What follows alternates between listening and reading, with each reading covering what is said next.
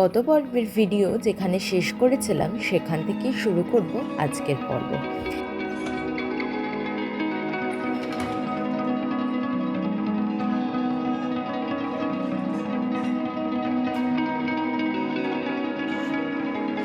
এই সিরিজের বিগত পর্বগুলিতে যা যা দেখিয়েছি তার একটা ছোট্ট সারাংশ তোমাদের সামনে তুলে ধরলাম।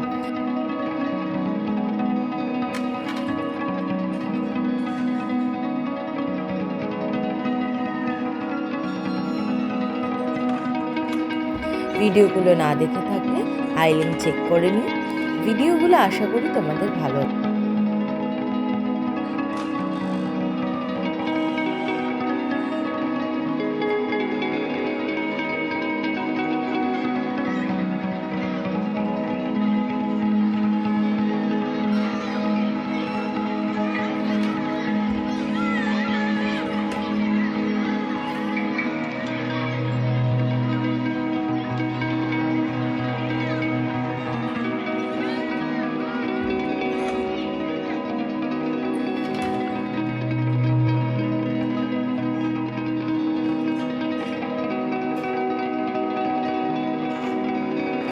তো চলো শুরু করি আজকের গল্প।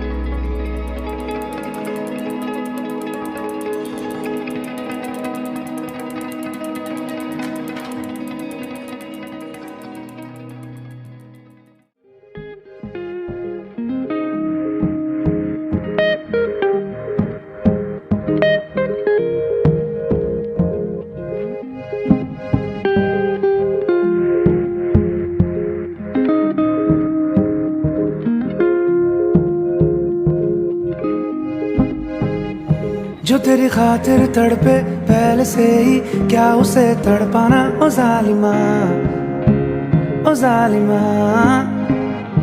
जो तेरे इश्क में बहका पहले से ही क्या उसे बहकाना ओ जालिमा, ओ जालिमा। आंखें मरहबा बातें मरहबा, मैं 100 मरतबा दीवाना हुआ। मेरा ना रहा जब से दिल मेरा तेरे हुस्न का निशाना हुआ जिसकी। তো পাইন ফরেস্টে এসছি, পাইন ভিউ পয়েন্ট, ঠিক আছে। এখানে কিন্তু মানে দেখানোর মতো মানে এটাই আকর্ষণ, খুব সুন্দর পাইন গাছগুলো এমনভাবে রয়েছে, খুব সুন্দর লাগছে দেখতে। তো এখানে প্রচুর ছবি টবি তুলবো। আর এখানে ঢোকার জন্য কিন্তু এন্ট্রি ফি রয়েছে, পার টিকিট কিন্তু 20 টাকা করে, মানে পার হেড 20 টাকা করে, ঠিক আছে। তো চলো যাওয়া যাক।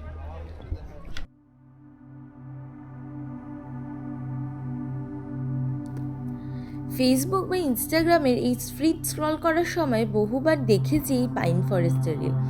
তখন থেকেই শুধু অপেক্ষা করতাম যে কবে চাক্ষুষ করবে এই পাইন ফরেস্ট।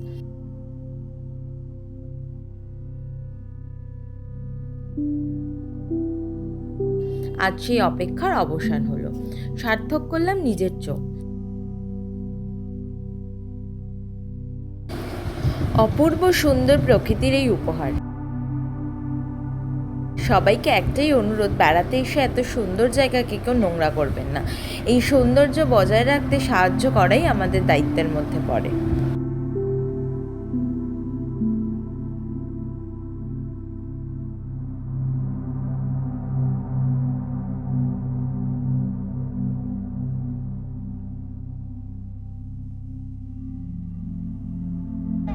তো এই জায়গাটা খুব ফটোজেনিক, ঠিক আছে। এখানে এসে তোমরা প্রচুর ফটো তুলতে পারবে, রিল বানাতে পারবে। এখানে আরামসে ঘন্টা 1-2 তোমরা কাটিয়ে দিতে পারবে, ঠিক আছে। তো আমি তো তোমাদেরকে সিনেমাটিক নিয়ে দেখালামই যে কেমন দেখতে। তোমরা একবার এসে অবশ্যই এখানে চাক্ষুষ দেখে যাও যে পাইন ফরেস্ট এক্স্যাক্টলি কেমন দেখতে হয়, ঠিক আছে। তো চলো এখন আমরা নেক্সট স্পটে যাবো। ডিম সেদ্ধ খেলাম, 20 টাকা নিল। আর মোমো নেবো এখন।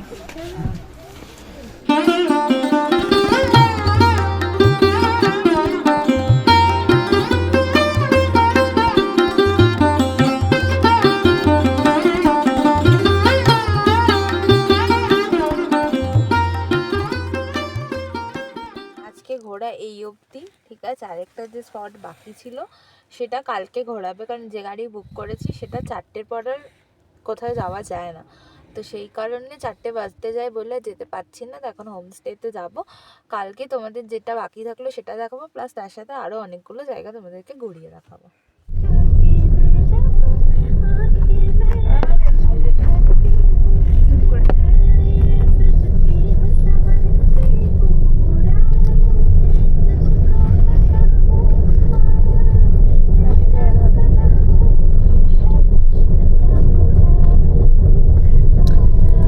আবার একদিককার চল ঠান্ডা করে দিল।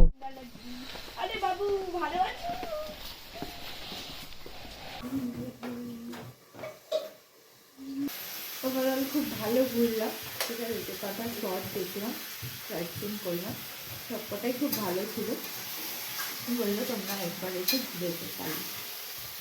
তারপরে খেতে যাবে সাইডে শুনতে শোনা ছেলে একটু কুচুকু কুচু কুচু কুচু কুচু সেই ইয়ে ডান হাত দিয়ে বললাম, বাঁ হাত দিয়ে বললাম করতে।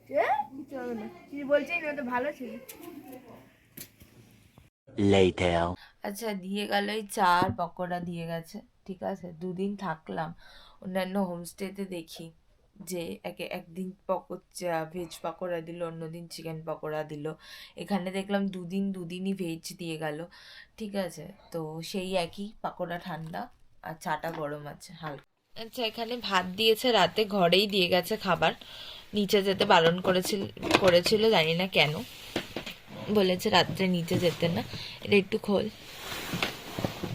এই যে ডাল দিয়ে গেছে, পাতলা টেলটেলে ডাল, সেদ্ধ ডালের মধ্যে জল ঢেলে দিয়েছে, ঠিক আছে। আর ওটা হচ্ছে চিকেন, দুপুরে চিকেন করা ছিল, ওই চিকেনটা একটু গরম করে ওর সাথে একটু মিশিয়ে বোধহয় দিয়ে দিয়েছে। আচ্ছা, আরো একটা কথা না বলে পারছি না, ঠিক আছে। ঘরে খাবার দিয়ে গেলে এই একটা হয়, সেটা হচ্ছে আমরা নিশ্চয়ই মানে ওপর থেকে নিচে নামতে যাব না। যা বিছানায় খাচ্ছি বলে আবার কেউ জাজ করতে বসো না, তার কারণ ঘরে কিছু নেই, ওরা ইচ্ছা করেই খাবারটা দিয়ে গেছে। নিশ্চয়ই ঠান্ডায় মাটিতে বসে খেতে পারবো না, ঠিক আছে।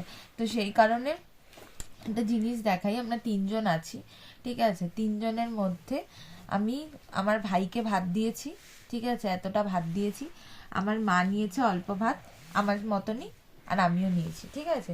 আজকে আমি যদি প্রপার ভাত নিতাম বা আমার মা যদি প্রপার খেত, তাহলে কিন্তু ভাত কম পড়তো। আর আমাদের নিশ্চয়ই ঠান্ডার মধ্যে ওপর থেকে নিচে গিয়ে বারবার করে বলা সম্ভব না যে ভাত দিন, হাতা দিন, এইটা দিন, ওইটা দিন, সেটা সম্ভব না বলা, ঠিক আছে। তো সেই কারণে নিজেদের খাটনি কমাতে ওরা ঠিক আজকে এই ইয়েটাই করলো, যাতে আমরা ওপরে খাই, যাতে আমরা বারবার করে জিনিস চাইতে না পারি, আর ওদেরকেও দিতে যাতে না হয়, জল দেওয়া নল এই সমস্ত ওদেরকে করতে না হয়, জন্য ওরা সেফ ওপরে খাবারটা দিয়ে চলে গেল। তো এবার তোমাদেরকে জেনুইন রিভিউ দিচ্ছি হোমস্টের ব্যাপারে। তো এরকম অনেক জায়গাতে আমি ঘুরেওছি, কিন্তু বিষয়টা হচ্ছে যে এদের মানে আমি শুনে এসেছি, পাহাড়েও ঘুরেছি, পাহাড়ের লোকেদের ব্যবহার খুব ভালো, ঠিক আছে। কিন্তু এদের ব্যাপারটা হচ্ছে যে এরা কিন্তু গেস্টকে অ্যাজ আ গেস্টের মতনই ট্রিট করে, মানে এই টাইমে দিতে হবে আমি দিয়ে গেলাম, সেটা যেমন তেমন করে হোক আমি একটা দিয়ে দিলাম। হ্যাঁ, শুধু দুপুরে খাবার আর রাতের খাবারটা গরম পাচ্ছি, আর কালকে সকালে দেখবো ব্রেকফাস্টটা কীরকম পাই, কিন্তু সন্ধ্যাবেলার যে চা আর স্ন্যাক্সটা দিয়েছে সেটা পুরোটাই ঠান্ডা দিয়েছে, মানে যে টাইমিং লেখা রয়েছে সেই টাইমিংয়ের আগেই কিন্তু তারা সেটা দিয়ে দিয়েছে, এবং যেটা দিয়েছে সেটা ঠান্ডা দিয়েছে। এবং ব্যবহারও যে খুব একটা ভালো সেটাও বলবো না, আবার খুব খারাপ সেটাও বলবো না, মানে মোটামুটি আর কি, মানে চলে যাবে আর কি। মানে তুমি যদি এখানে মোটামুটি একদিন থাকো তার জন্য ঠিক আছে, যে এলাম একদিন থাকলাম চলে গেলাম, ঠিক আছে। কিন্তু তুমি যদি 3-4 দিনের প্ল্যান করে এখানে আসো, তাহলে একটু থাকাটা কিন্তু একটু মুশকিল হবে। আমি প্রথম দেখলাম সেটা হচ্ছে ডালের মধ্যে না ভাতের মার মেশানো, যেটা আমি আজ অবধি কোনো হোটেলের খাবার খেয়েছি, বিভিন্ন জায়গায় ঘুরেছি, কিন্তু ডালে মার মেশানো একমাত্রই ট্রেনের খাবারেই হয়, যে মার মেশানো ডাল দেয়। আর এই প্রথম হোমস্টেতে দেখলাম যে ডালের সাথে মার মিশিয়েছে, এবং মারের গন্ধটা পুরো পরিষ্কার বোঝা যাচ্ছে। ওনারা ওখানে ছিলেন বলে আমি আর অত ডিটেলসে বলিনি, আমি রুমে এসে বলছি যে ডালটার মধ্যে কিন্তু মার মেশানো, এবং দুপুরের ডালটাকেই রাতে গরম করে দিয়েছে, আলাদা করে কিন্তু ওরা কোনো ডাল বানিয়ে সেটা কিন্তু দেয়নি। দুপুরে যে ডালটা বেঁচেছিল সেটাকেই কিন্তু ওরা গরম করে দিয়েছে। তো খাবার অতীব ভালো নয়। হ্যাঁ, একটা প্লাস পয়েন্ট হচ্ছে গরম গরম খাবারগুলো পাচ্ছি, এই যা। ঠিক আছে, হ্যাঁ চিকেনটাও ভালো হয়েছিল, দুপুরে ডিমটাও ভালো হয়েছিল, কিন্তু ওই যে একটা মাইনাস, সেটা হচ্ছে ডালে মার মেশানো ছিল।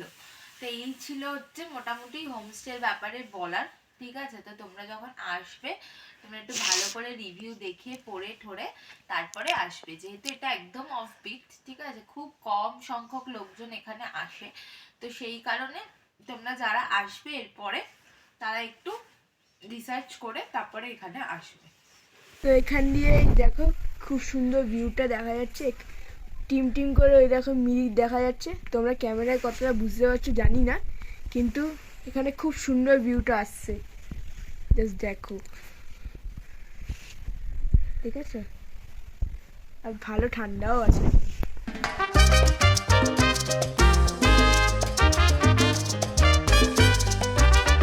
তো কালকে আবার সকালবেলা কথা হবে। Good night.